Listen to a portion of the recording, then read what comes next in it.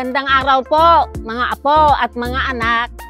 Ako po si Lula Vlogger, Aling Bilin, Pitsay Queen. At tayo po ay gagawa ng isang pagkain na kakanin na kung tawagin natin ay palitaw. Dahil po sa nalalapit na mahal na araw, pwede po ito pang minandal. Gawa po tayo ng palitaw na may latik. Yun ay alam na po natin lahat ang gawain na ito, pero may sarili naman akong bersyon na madali at tipid pa. Ito po yung gagawin natin latik. Yung unang gata po ng nyog, tatlong nyog lang po ito. Ngayon, pinapiga ng isang piga, tapos gagawin po natin latik. Ito, sukal na segunda po. Tapos, ito po yung rice flour. Dalawang tigpa 500 lang po yan. Matipid, di po ba? Ito, makakagawa na po kayo ng minandal nyo sa mahal na araw. Mili na lang po kayo ng yari kasi may nabibili naman para hindi po kayo mapagod. Ito na po yung ating malinamnam na paggawa ng latik. Ito, yung gata. Para hindi manikit, mikos-mikos lang natin na ganyan. Kaunting tiyaga. Oh. Ito na po yung itsura ng inyong ginagawang latik. Bantayan nyo na po kasi malapit na pong maluto para hindi masunog. Ganito na po yung kulay ng latik. Hinaan nyo na po yung apoy, mga kapitsay, kasi masusunog na po yan. Mapait pag masunog. Mga kapitsay, luto na. Ngayon, sasalain na po natin. Aalis na po natin yung langis.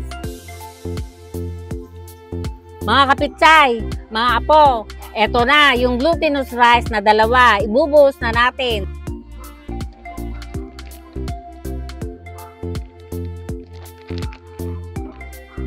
Mga kapitsay, mga apo, gagamit po tayo ng gloves kasi po hawakan natin yung ingredient para po malinis.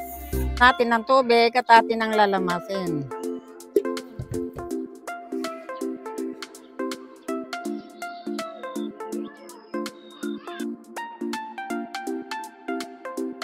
Lalagyan pa po natin ng tubig kasi kulang po yung tubig.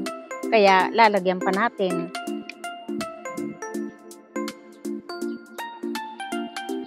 Bibilugin na po natin yan. Ayan. Ayan po. Ayan. Perfect. Ganito lang po ang gagawin naman natin. Alam na po natin lahat ito ng paggawa ng palitaw. Ganito po. Kaya lang may sarili po tayong bersyon. Alam po natin lahat yan.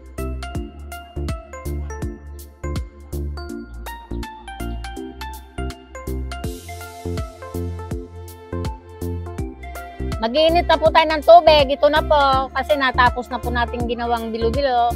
Ay, ito na yung mainit na tubig. Pagka po kumukulo na yung tubig, pwede na po natin ilagay. Isa-isa po natin ilagay para hindi po magdikit-dikit. 1, 2, 3, 4, 5.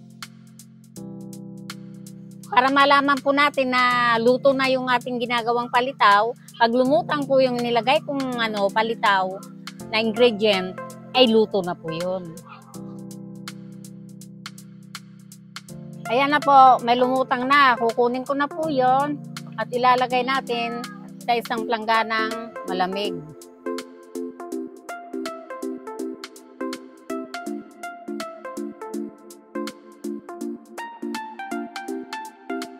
Yun po mga kapitsay, gagawa naman po tayo ng pangalawang gata na ipangsasabaw natin kasama yung latik.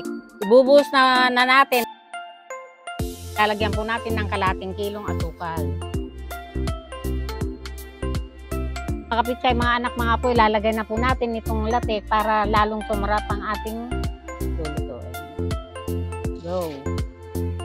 Hindi siya nagdidikit kasi nga nakababad po siya sa tubig. Ilalagay na po natin.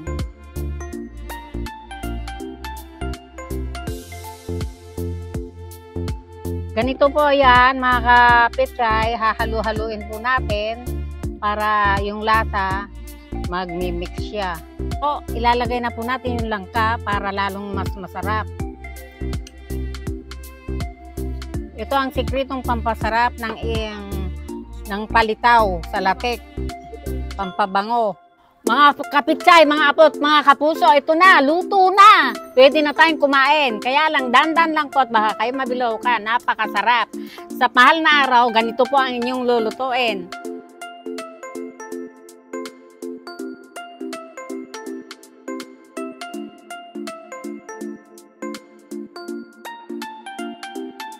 Mga kapitsay at mga anak at mga apo, luto na. Tikman na po natin ang ating palitaw.